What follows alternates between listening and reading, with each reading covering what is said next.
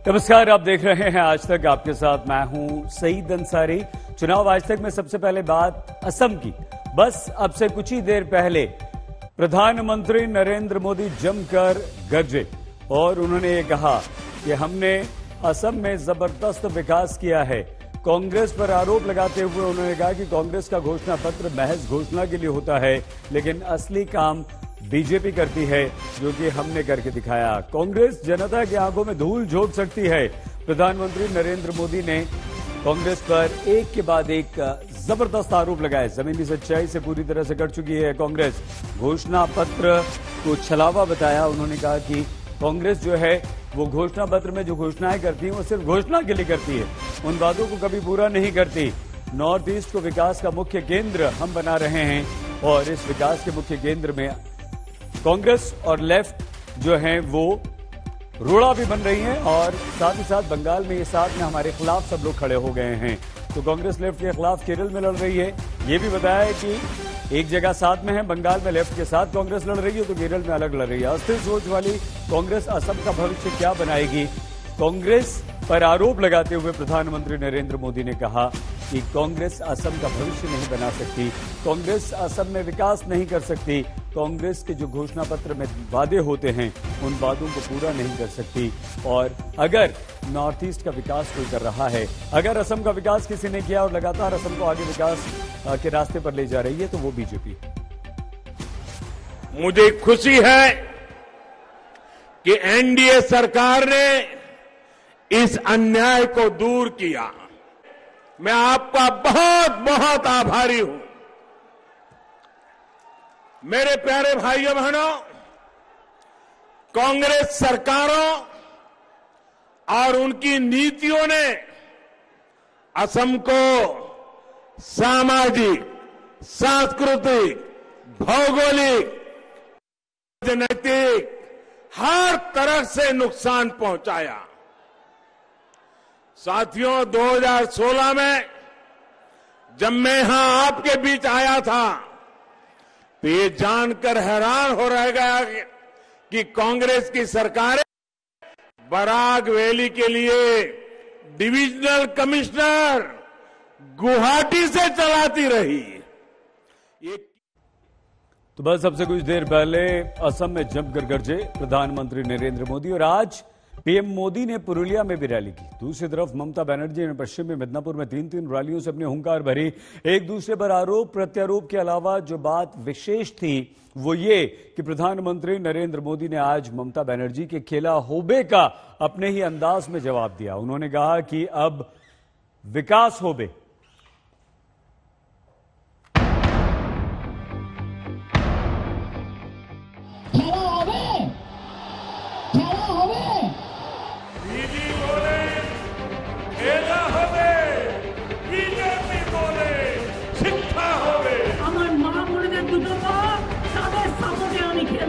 BJP बोले महिलाদের उत्थान होवे।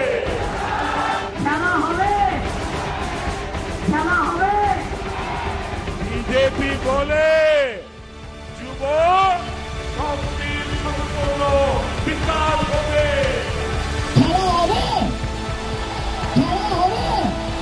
मेरे साथ बोलिए, চুরির খেলা চলবে না, চলবে না।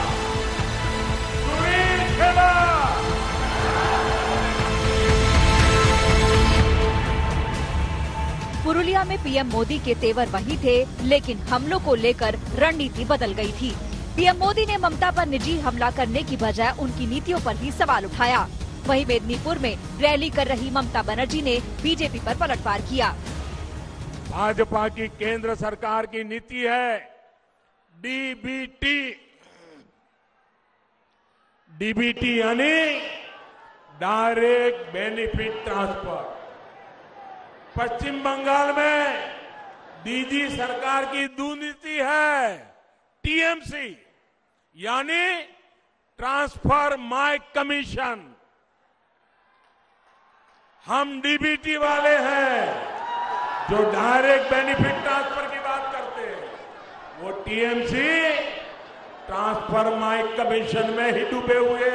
তাকে চোর বলছে, আর তোমরা যে লক্ষ লক্ষ কোটি টাকার আড়তদার হয়ে বসে আছো, কোথায় পিএম কেয়ারের টাকা? কোথায়? জবাব দাও। নোটবন্দির টাকা কোথায়? জবাব দাও। ভারতবর্ষ বিক্রি করে দেওয়ার টাকা কোথায়?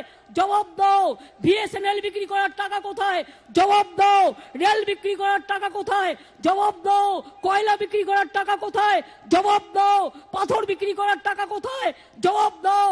এয়ার ইন্ডিয়া বিক্রি করার টাকা কোথায়? জবাব দাও। ব্যাংক বন্ধ করছো কেন?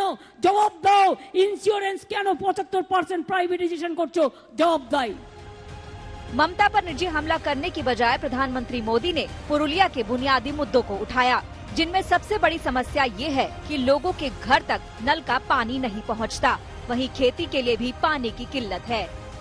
इन लोगों ने पुरुलिया को दिया है जल संकट से भरा जीवन।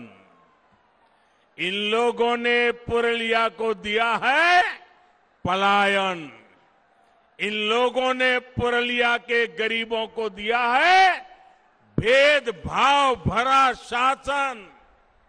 इन लोगों ने पुरुलिया की पहचान बनाई है देश के सबसे पिछड़े क्षेत्र के रूप में। अब तक बीजेपी के तमाम नेता ममता बनर्जी पर तुष्टीकरण को लेकर सबसे बड़ा हमला करते रहे हैं, लेकिन ममता के मंदिर मंदिर जाने से उस हमले की धार थोड़ी कुंद पड़ गई। लिहाजा पुरुलिया में पीएम मोदी ने कुछ जातियों को ओबीसी में शामिल करने का कार्ड खेला। मैं जानता हूं किस तरह ओबीसी समुदाय से आने वाले मेरे अन्य भाई बहनों के साथ यहां पर विश्वासघात किया गया है। मां माटी मानुष की बात करने वाली दीदी को अगर दलितों, पिछड़ों, आदिवासियों, वनवासियों के प्रति ममता होती तो वो ऐसा कभी नहीं करती। ममता बनर्जी इस दांव को पहले ही चल चुकी हैं और अब उसे मैनिफेस्टो में भी शामिल कर लिया है। लिहाजा पीएम मोदी ने SC/ST समुदायों के लिए योजनाओं का भरोसा दिया, क्योंकि पुरुलिया में उनकी आबादी लगभग 28% है। पुरुलिया जिले की 9 विधानसभा सीटों पर अपना विधायक चुनने के लिए लोग 2 दिन 27 मार्च और 1 अप्रैल को मतदान करेंगे। पिछले चुनाव में ममता बनर्जी की पार्टी तृणमूल कांग्रेस ने जिले की कुल 9 सीटों में से 7 पर जीत दर्ज की थी। 2 सीटें कांग्रेस पार्टी की झोली में गई थी। हालांकि 2019 में पुरुलिया से बीजेपी के ज्योतिर्मय महतो ने लोकसभा का चुनाव जीता था। ममता बनर्जी पूछती हैं, चुनाव जीतने के बाद बीजेपी ने क्या किया? मोदी कहते हैं, डबल इंजन सरकार से विकास होगा। লোকসভা নির্বাচনে জিতে কিছু করেছে আপনাদের জন্য? 2 বছর আগে যে জিতলো, জেতার পরে কাউকে কিছু করেছে? কিচ্ছু করেনি, একেবারে শূন্য। ওদের এবার শূন্য করে দিন। মিথ্যে কথা বলে ভোট নিয়েছিল। তৃণমূল কংগ্রেসকে জোড়া ফুলে একটা ভোট দেওয়ার নামে, মানে আমাকে যদি আপনারা রাখতে চান আর যদি আপনারা চান আমি থাকবো না, নিশ্চয়ই আপনারা আপনাদের মতো ভোট দিতে পারেন। এটা আমার মা ভাই বোনেদের উপরই আমি ছেড়ে দেব। जब बंगाल में डबल इंजन की सरकार बनेगी, एक दिल्ली का इंजन और दूसरा बंगाल का इंजन, जब डबल इंजन की सरकार बनेगी तो यहां विकास भी होगा और आपका जीवन भी आसान बनेगा। प्रधानमंत्री मोदी का रुख ममता बनर्जी की चोट को लेकर भी बदला हुआ है। ब्रिगेड ग्राउंड की रैली में उन्होंने ममता के स्कूटी से लड़खड़ाने पर तंज किया था, लेकिन नंदीग्राम में उन्हें चोट लगने के बाद उनके जल्द ठीक होने की दुआ मांगी। जब दीदी को चोट लगी तो हमें भी चिंता हुई। मेरी भगवान से प्रार्थना है कि उनके पैरों की चोट जल्द से जल्द ठीक हो। भगवान के प्रार्थना कोरी आपनी शीघ्र ही सुस्तो हो उठे। पुरुलिया रैली से पहले दिल्ली में बीती रात बंगाल बीजेपी के कोर ग्रुप के साथ प्रधानमंत्री मोदी, अमित शाह और जेपी नड्डा की देर रात तक बैठक चली। इस बैठक में तय हुआ कि ममता बनर्जी पर निजी हमले की बजाय उनकी नीतियों पर निशाना साधा जाएगा। पुरुलिया से सूर्याग्नि रॉय के साथ आज तक ब्यूरो।